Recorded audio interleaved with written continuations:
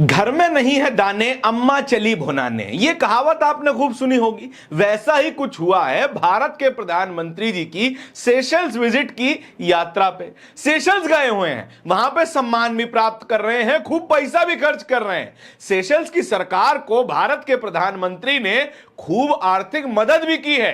Seychelles कोई खास बड़ा देश तो है नहीं। सेशल्स की जनसंख्या उस नंबर से भी कम है जितने मार्जिन से प्रधानमंत्री जी वाराणसी से चुनाव जीते हैं। तो एक ऐसे देश को मदद करना तो बिल्कुल बनता है, लेकिन घर में क्या चल रहा है पहले वो देख लेना चाहिए। प्रधानमंत्री जी सेशल्स जाते हैं, लेकिन सेशल्स के लिए भर भर के सौगातें लेके जाते हैं। सबसे पहले तो सेशल्स जाते हैं तो 500 करोड़ रुपए का आर्थिक पैकेज लेकर के जाते हैं। ये एक आर्थिक मदद होती है, ये पैसा सेशल्स को वापस लौटाने की जरूरत नहीं है। इसके अलावा 1250 करोड़ रुपए का लोन भी दे देते हैं और स्टैंडर्ड इंटरेस्ट रेट पर, जो कि पैसा सेशल्स वापस कर भी देगा। लेकिन इसके अलावा कुछ और तोहफे हैं जो कि प्रधानमंत्री जी सेशल्स के लिए लेकर के जाते हैं। क्या क्या तोहफे हैं जरा देखिए। सिद्धार्थ सिबल नाम के एक पत्रकार ने यह फोटो शेयर की है जिसमें सेशल्स के राष्ट्रपति दिखाई दे रहे हैं और नरेंद्र मोदी दिख रहे हैं। पीछे फोर्स मोटर्स की बड़ी बड़ी 6 एम्बुलेंसेस लगी हुई हैं। यही तोहफा है सेशल्स के लिए भारत की ओर से। क्या क्या है इस तोहफे में? Indian prime minister handed over 10 utility vehicles, 5 laser radial boats and 6 ambulances to Seychelles president doctor Patrick Herminie. उनके लिए ये सुविधाएं दी गई हैं। उनके लिए क्या? उनके देश के लिए दी गई हैं। उनके देश के लिए 6 एम्बुलेंसेस बहुत है, उनके देश के लिए 10 यूटिलिटी व्हीकल बहुत है। और ये तमाम चीजें गिफ्ट करने के बाद अब खूब वाहवाही हो रही है। हो सकता है कि आज नेशनल टेलीविजन चैनल पर त्योहार मनाया जाए, आज हर तरफ जय जयकार की जाए कि देखिए कितना बड़ा दिल है हमारे प्रधानमंत्री जी का। भारत ने सेशल्स के लिए एक मदद का हाथ बढ़ाया है और इससे भारत का फायदा भी हो सकता है, बिल्कुल हो सकता है। सेशल्स की स्ट्रेटेजिक लोकेशन आप इस वक्त मैप पे देख रहे हैं, जो कि भारत के लिए इंपॉर्टेंट हो सकती है, बिल्कुल। लेकिन इन तमाम चीजों की तारीफ करने के बाद, तमाम परोपकार करने के बाद शायद प्रधानमंत्री जी को वक्त मिले तो अपने घर की तरफ भी देखिएगा। बीते 2 दिन से एक वीडियो वायरल हो रहा है। इस वीडियो में एक महिला है, प्रसव पीड़ा से गुजर रही है, बच्चे को जन्म देने वाली है, लेकिन इनके गांव तक एम्बुलेंस नहीं आ सकती। क्यों? क्योंकि गांव तक जाने वाली कोई सड़क ही नहीं है और इनके गांव से शहर तक के रास्ते के बीच में एक नहर पड़ती है जिसके ऊपर पुल नहीं है। सड़क नहीं, पुल नहीं, रास्ता नहीं और एम्बुलेंस नहीं। मजबूरन गांव के पुरुषों ने इस महिला को चारपाई पर डाला और चारपाई उठा करके अस्पताल लेकर के जा रहे हैं। अब इन महिला का क्या हुआ इस बारे में तो कोई जानकारी नहीं है। वे सकुशल अस्पताल पहुंची, उनका बच्चा डिलीवर हुआ नहीं हुआ इसके बारे में कोई जानकारी उपलब्ध नहीं है, लेकिन खबरें तो छप रही हैं। एनडीटीवी की यह खबर देख लीजिए। खबर में क्या लिखा हुआ है? वीडियो, खाट पर गर्भवती महिला को पहुंचाया अस्पताल, पुल और सड़क ना होने की वजह से नहीं पहुंची एम्बुलेंस। एम्बुलेंस सेशल्स तक पहुंच सकती है। प्रधानमंत्री चाहें तो 6 एम्बुलेंस सेशल्स पहुंचाई जा सकती हैं, लेकिन भारत के ही एक गांव में एक प्रसव पीड़ा से गुजर रही महिला एम्बुलेंस का लाभ नहीं उठा पाती, उसको एम्बुलेंस की सुविधा नहीं मिलती है। ये कैसी विडंबनाएं हैं?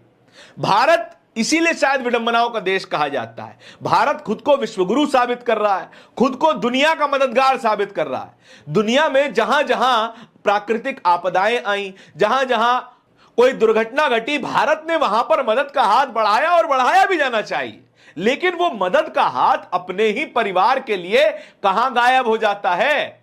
कौन सा प्रधान, कौन सा विधायक, कौन सा सांसद इस महिला के हिस्से की सड़क खा गया, इस महिला के हिस्से का पुल खा गया, एम्बुलेंस खा गया? क्या प्रधानमंत्री जी इसका हिसाब दे सकते हैं? परोपकार करने के लिए तो प्रधानमंत्री जी के पास बहुत घंटे हैं, लेकिन उन 18 घंटों में से प्रधानमंत्री जी 1 घंटा भी इस महिला के लिए नहीं निकाल पाए, या फिर इन जैसी कई सैकड़ों महिलाओं के लिए नहीं निकाल पाए। ये इकलौती खबर नहीं है।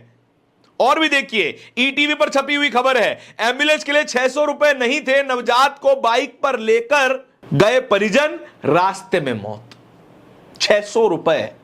ये स्थिति है भारत की, ये विडंबना है भारत की।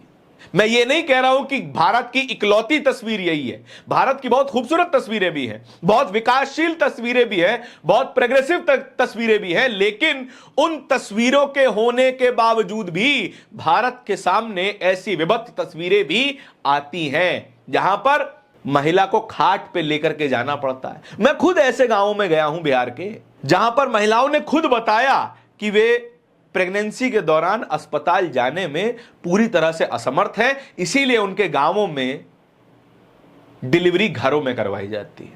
और कितने बच्चे बचते होंगे, कितनी माएं बचती होंगी, इसका कोई हिसाब नहीं है और ना ही ये कोई सोर्स से प्रूवन डेटा है। ये केवल और केवल एनेक्डोटल एक्सपीरियंस है जो हम जैसे पत्रकारों को और कई पत्रकारों को होता होगा। फिर ये केवल गांव की स्थिति नहीं है, ये दिल्ली की भी स्थिति है। दिल्ली का एम्स अस्पताल जानते हैं, भारत का सबसे बड़े अस्पतालों में से एक है। वहां पर भी अगर आप बाहर जाएंगे तो आपको कीड़े मकोड़ों जैसे बिखरे हुए इंसान दिखाई देंगे। मजबूरी है ये शब्द इस्तेमाल करना पड़ रहा है। क्यों? क्योंकि ये लोग गरीब हैं, ये अस्पतालों में इलाज अफोर्ड नहीं करवा सकते, इसीलिए देश के अलग अलग कोनों से दिल्ली एम्स आते हैं, इलाज करवाते हैं, लेकिन खुद के लिए, तीमारदार खुद के लिए एक कमरा भी किराए पर नहीं ले सकता, एक होटल का रूम भी नहीं ले सकता, इतनी गरीबी में आते हैं। और इसके साथ क्या खबर छपती है यह भी देख लीजिएगा। दैनिक जागरण पे छपी हुई खबर है, 20% बेड एम्स में खाली पड़े हुए हैं, लेकिन फिर भी मरीजों को वापस भेज दिया जाता है। और अगर एम्स का ऑपरेशन थिएटर पूरी कैपेसिटी पे काम करे तो 25% ऑपरेशन सेम डे पे करवाए जा सकते हैं, लेकिन ऐसा होता नहीं है। बहुत ज्यादा पुरानी खबर नहीं है, 2 अप्रैल 2026 की खबर है। यह स्थिति है। आप परोपकार कीजिए, अच्छी बात है। ईश्वर ने आपको कर्म करना सिखाया है, फल की चिंता तो आप वैसे भी करते होंगे, लेकिन क्या आप यही कर्म भारत के साथ नहीं कर सकते हैं? क्या यही कर्म भारत की जनता के लिए नहीं कर सकते हैं? यही परोपकार भारत की जनता के लिए नहीं कर सकते? बाहर भी बांटिए, जरूरतमंद देशों को दीजिए, लेकिन जरूरतमंद लोग तो हमारे यहां भी हैं। जब अपने देश में लोगों के पास रोटी पूरी हो जाए तब जाके बाहर बांटिएगा, बहुत अच्छी बात है, हमें अच्छा भी लगेगा। तब तक के लिए तस्वीरें हम आपको रोज दिखाते रहेंगे, ये खबरें आपको रोज दिखाते रहेंगे। इन तमाम खबरों के बारे में आपके क्या विचार है ये कमेंट सेक्शन में जरूर बता दीजिएगा। इस तरह की और भी खबरों को देखते रहने के लिए बोलता हिंदुस्तान को सब्सक्राइब जरूर कर लीजिएगा। बहुत बहुत शुक्रिया।